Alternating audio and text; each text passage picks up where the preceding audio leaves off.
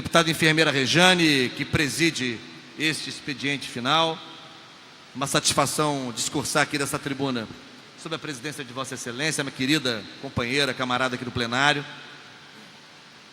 Vocês que nos assistem pela TV Alerj, nos seguem pelas redes sociais, imprensa, colegas de trabalho aqui da Assembleia Legislativa do Estado do Rio de Janeiro. Eu volto a esta tribuna para, de novo, mencionar aquela que considero uma gravíssima ameaça civilizatória do Brasil contemporâneo. E a que me refiro? O Brasil vive, como cansei de repetir, e não cansarei de repetir, vive nesta quadra do século XXI, sob um golpe de Estado, sob uma violenta ruptura democrática. Golpe que tem materializado uma agenda de entregas estratégicas ao capital internacional, de confiscos sistemáticos de direitos sociais e trabalhistas. Assistimos, no contexto do golpe, a um recrudescimento de um Estado penal de exceção, com o aniquilamento, com a pulverização de praticamente todos os pilares, deputada enfermeira Rejane, que sustentam o Estado de Direito. O Brasil voltou a ter, presidente enfermeira Rejane, um preso político, condenado sem provas, num processo farsesco e burlesco. E o Brasil, a cada dia, a cada momento, no contexto desse golpe e da agenda golpista, vai se colocando no mundo como um país cada vez mais subalternizado, sem expressão internacional, cada vez mais empurrado, como já disse aqui, para a longínqua periferia do capitalismo ocidental. Portanto, esta agenda também nos impõe agravos contundentes à soberania nacional. Como se tudo isso fosse pouco, e é o ponto que quero destacar a partir de agora, como se tudo isso fosse pouco, assistimos a uma escalada fascista de consequências imprevisíveis. Aliás, nem tão imprevisíveis assim, porque abundam os registros históricos, sejam eles através de teses, de documentários, de filmes, enfim, diferentes suportes histórico-culturais, que em nenhum tempo histórico, em nenhuma sociedade, regimes totalitários de matriz fascista foram capazes de assegurar direitos, assegurar paz, nem de assegurar dignidade às populações por eles afetadas. Ao contrário, sempre com base em ódio e intolerância, respaldado por covardia e violência, esses regimes promovem medo, preconceito, desrespeito, injustiça, humilhação e morte. Por isso, me preocupa muito. Esse é um combate nacional para todos os partidos políticos que apregoam, que defendem valores humanistas e altruístas, para todos os movimentos sociais preocupados com o destino da nossa cidadania. Essa é uma causa nacional. Os sinais, como tenho dito, estão por toda parte. O crime político, configurado na execução da vereadora Marielle e de seu assessor Anderson Gomes. O atentado à caravana do presidente Lula no estado do Paraná, há poucas semanas.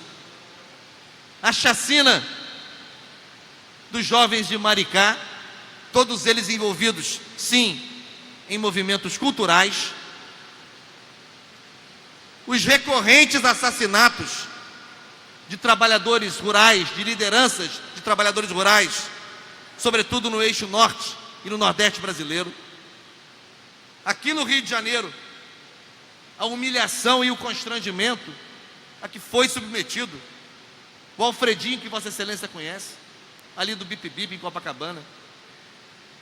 Em seu estabelecimento, decidiu prestar uma homenagem a Marielle, pedindo aos presentes 1 minuto de silêncio, e foi ultrajado por um agente da Polícia Rodoviária Federal, que chamou a polícia, e Alfredinho teve que prestar, veja Vossa Excelência, prestar esclarecimentos numa delegacia de polícia, por que razão fizera a homenagem a Marielle em seu estabelecimento. Então, os sinais estão por toda parte.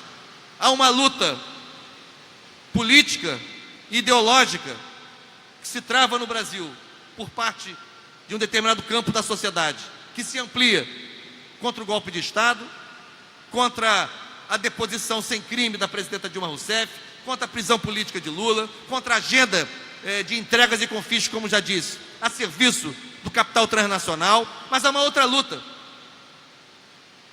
de caráter humanista e civilizatório contra a escalada fascista no Brasil. Um país como o nosso, que já carrega uma marca inapagável, indelével, que é a marca da escravatura. Já carregamos essa marca e a carregaremos para sempre.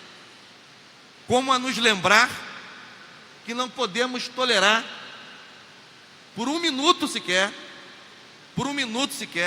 a prevalência, o avanço do pensamento fascista no Brasil. Por isso, quero fazer essa intervenção com tranquilidade, porém com firmeza, e separando um pouco, é difícil separar a luta política, partidária, ideológica contra o golpe de Estado.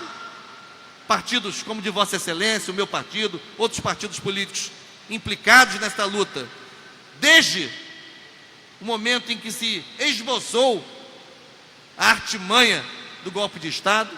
3 atos muito claros: deposição da Dilma, implantação dessa agenda, prisão política de Lula, única e exclusivamente para impedi-lo de disputar as eleições presidenciais, para que esta agenda do capital internacional não corra riscos a partir do próximo quadriênio sob uma presidência progressista.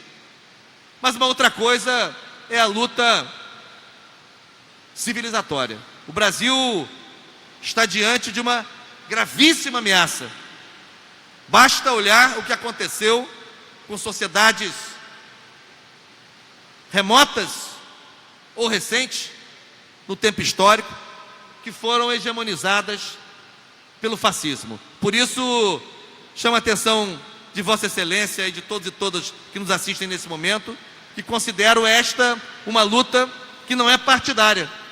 Esta é uma luta que não é de um campo político partidário específico. É de todos aqueles e aquelas que entendem que a construção de uma sociedade justa, igualitária, fraterna, respeitosa face à diversidade, precisa encontrar mecanismos, encontrar meios, encontrar energia para combater o pensamento fascista. Se manifesta também muitas vezes neste plenário, deputado Enfermeira Rejane, em vários plenários de casas parlamentares pelo Brasil afora, com ideias grotescas, segundo as quais há mulheres que são boas para serem estupradas e outras que não são boas para serem estupradas, que os negros, por não serem seres humanos, devem ser pesados em arrobas, como se fossem reses.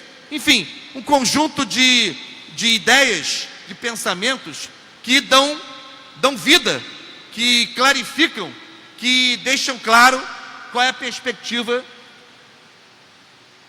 que se coloca como uma ameaça, como um espectro que ronda as nossas cabeças nesse Brasil, nesse conturbado Brasil do final de seu segundo decênio do século XXI. Portanto, é uma luta para todos aqueles e aquelas, filiados a partidos políticos ou não, filiados implicados em movimentos sociais ou não, mas todos aqueles que praticam e defendem valores humanistas e altruístas. Não ao fascismo, viva a democracia!